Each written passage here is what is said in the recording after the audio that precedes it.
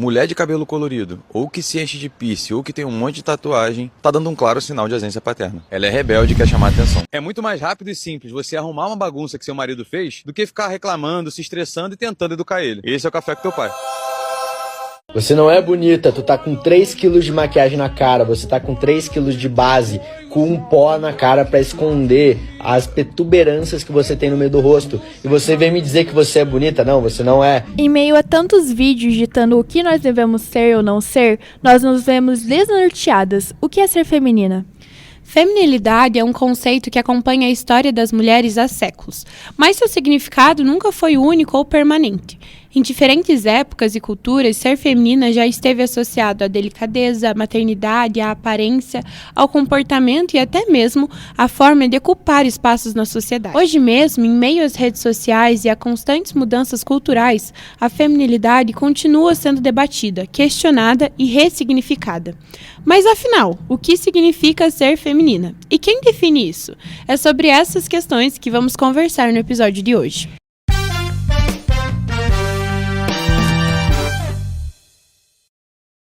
Bem-vindas ao Termos e Condições. Aqui nós falamos sobre como os conteúdos que consumimos diariamente em redes sociais afetam quem nós somos. Eu sou a Bianca Schmidt. Eu sou a Maria Flor, nós somos duas amigas e estudantes de jornalismo que sentiram a necessidade de sair do automático e repensar o nosso uso das redes sociais. Hoje nós vamos conversar sobre um tema que está cada vez mais presente nas redes sociais e no dia a dia das mulheres, a cultura da feminilidade. Será que realmente existe uma forma certa de expressar a feminilidade?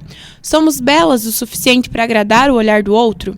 E até que ponto nossas escolhas são realmente nossas, ou são influenciadas por padrões sociais e pelas redes sociais? Por isso, conversamos com a psicóloga Júlia Dias Pianagonda. Para começar, quais são os impactos emocionais de tentar se encaixar em um determinado padrão de feminilidade? Muitas vezes a gente cresceu acreditando que o nosso valor ele estava no olhar de quem via a gente de fora. Mas como psicóloga, eu digo o seguinte, que o processo de se sentir suficiente, ele tem muito mais a ver com o nosso olhar para o espelho do que com o olhar de qualquer outra pessoa. E é sobre construir uma segurança interna que não dependa de uma validação externa constante, por mais difícil que seja muitas vezes, né? E como as mulheres podem construir uma relação mais saudável com a própria identidade? A gente é bombardeada por muitos padrões que vêm das redes sociais, quase como uma regra de conduta. Eu gosto de propor um exercício. Antes de adotar um comportamento, uma moda, uma atitude, aquela pergunta clássica, né? Isso me representa ou eu estou fazendo isso para não destoar das pessoas? E quando a gente começa a se questionar, a gente para de ser conduzida pelos padrões e passa a fazer escolhas conscientes. Então, faz uma pausa. Mesmo que elas ainda sejam influenciadas pelo que a gente vê por aí, né? Nos últimos tempos, assistimos conteúdos relacionados à feminilidade, ganhando muito espaço na internet. Mulheres ensinando outras mulheres sobre virtudes e docilidade, modéstia, submissão e compaixão, e homens ditando o que devemos fazer para agradá-los. O problema não é a valorização desse estilo de vida, mas a ideia de que ele seria o único caminho aceitável para que uma mulher seja considerada digna de respeito ou reconhecimento. A verdade é que essa ideia do que é ser feminina mudou muito ao longo da história e continua mudando. Para entender mais sobre isso, conversamos com a professora Nícia Teixeira, que nos ajudou a entender esse fenômeno. Como você entende o conceito de feminilidade? Quando a gente pensa em mulher, a gente sempre tem que pensar em mulheres no plural. Então, a gente sempre tem modelos de mulheres, não um padrão que deve ser seguido por todas. Isso, então, pelo conceito de feminilidade, nós teríamos um modelo que deveria ser padrão a todas elas. Então, eu não concordo muito com esse conceito. A forma como a sociedade define a feminilidade mudou ao longo do tempo? Olha, ela continua a mesma porque ainda nós vivemos numa sociedade que o centro do mundo e do poder é o homem. Então essa sociedade que a gente chama de hegemônica dentro de uma linha e patriarcal dentro de outra, ainda prevê modelos que veem a mulher ou como dona de casa ou como mãe, ou como aquela objetificada. A cultura da feminilidade também aparece muito nas redes sociais por meio de criadores de conteúdo que promovem estilos de vida baseados em papéis e gêneros tradicionais. Essas influenciadoras compartilham vídeos sobre cuidados domésticos, culinária, maternidade e relacionamentos que frequentemente apresentam a dedicação ao lar como uma característica central da identidade feminina. Com o alcance proporcionado pelas plataformas digitais, esse conteúdo contribui para a popularização de determinados modelos de feminilidade e influencia a forma como muitas mulheres percebem seu papel na sociedade. Por isso, conversamos com a bailarina Liandra para entender como ela percebe esse movimento. Liandra, o que a feminilidade representa para você?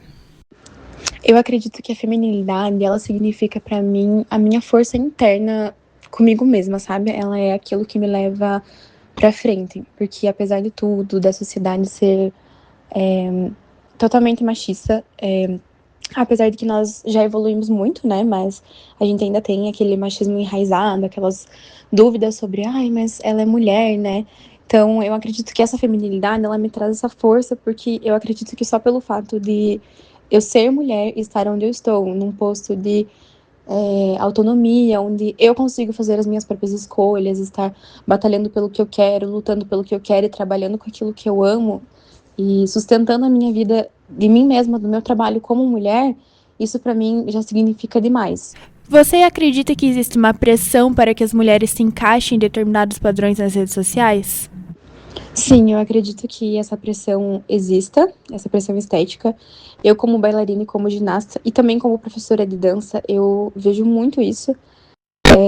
Eu entrei esse ano na ginástica, então, tecnicamente, eu sou considerada velha para ginástica. Isso já é um padrão estético, né, que a gente exige. Então, ou você começa cedo, ou você não vai ter sucesso, assim. E a gente sabe da seletividade. Que conselho você daria para as mulheres que sentem que não se encaixam nesses padrões? Acredito que o conselho que eu daria para as mulheres que ainda sofrem com esses padrões estéticos é ser gentil, aprender a respeitar a sua história e olhar para trás. A gente não pode se comparar a pessoas inalcançáveis. Digo por mim, porque eu tenho muito esse costume de me comparar a grandes bailarinas e ginastas, mas eu tenho que olhar para quem está em volta de mim, para minha família, para as pessoas que estão ao meu redor. E o meu corpo, ele conta uma história, ele vem de uma ancestralidade, então eu preciso olhar para essa minha história, ver a minha mãe, a minha avó, minha bisavó, meus tios, minhas tias, para entender sobre da onde eu vim e por que eu sou assim, e respeitar isso e ter orgulho da minha história. Recentemente, o caso da Karen Bacchini gerou debates porque muitas pessoas passaram a julgar a higiene dela apenas pela aparência, chamando ela de suja, parecia que ela não tomava banho. O que esse tipo de reação revela sobre a pressão para que muitas mulheres tenham uma imagem considerada limpa, organizada e perfeita o tempo todo? Acredito que essa reação sobre o caso da Karen Bacchini, ele revela, assim, muito sobre como mulheres julgam outras mulheres por um padrão que não foi imposto por nós. Esse padrão estético, ele foi totalmente criado por homens, né? Se a gente olhar para trás, assim, em programas de televisão, em revistas, tudo, né? Qualquer coisa que fosse público, quem era, na verdade, o grande editor, o grande dono daquilo que estava por trás de toda aquela produção era um homem. A fim de ilustrar como esses discursos podem influenciar experiências individuais, apresentamos a seguir o relato da Isabela Mazuchin, sobre a sua busca pela construção de sua identidade feminina e os impactos desses processos em sua vida. Então, eu tenho uma rotina que envolve acordar 4 dias na semana, às 5 horas da manhã, para ir para a academia. E que envolve comer marmitas que eu preparo nos finais de semana para as jantas. Então eu descongelo assim que eu chego em casa e eu tenho comida pronta todos os dias. E como a internet me influencia hoje, eu diria que já me influenciou muito mais, porque no momento eu tento não consumir muito Instagram nem outras redes sociais. E também, nos últimos tempos, eu fiz uma limpa desses conteúdos fitness que eu seguia. Mas, em outro momento, a internet e as redes sociais já me influenciaram bastante. e tanto positivamente quanto negativamente. A conversa de hoje mostrou que não existe apenas uma forma de viver a feminilidade. Ela pode estar na aparência, nos comportamentos, nos gostos pessoais ou simplesmente na maneira como cada mulher escolhe se expressar. Também vimos que as redes sociais podem tanto inspirar quanto criar expectativas difíceis de alcançar. Por isso, é importante refletir sobre esses padrões e lembrar que cada pessoa tem a sua própria trajetória. Esse foi o primeiro episódio do Termos e Condições, um podcast que discute como as redes sociais influenciam a forma como vivemos, nos informamos e nos relacionamos com o mundo e com nós mesmas. Obrigado pela companhia e até a próxima edição. Até! Créditos: produção e roteiro Bianca Schmidt.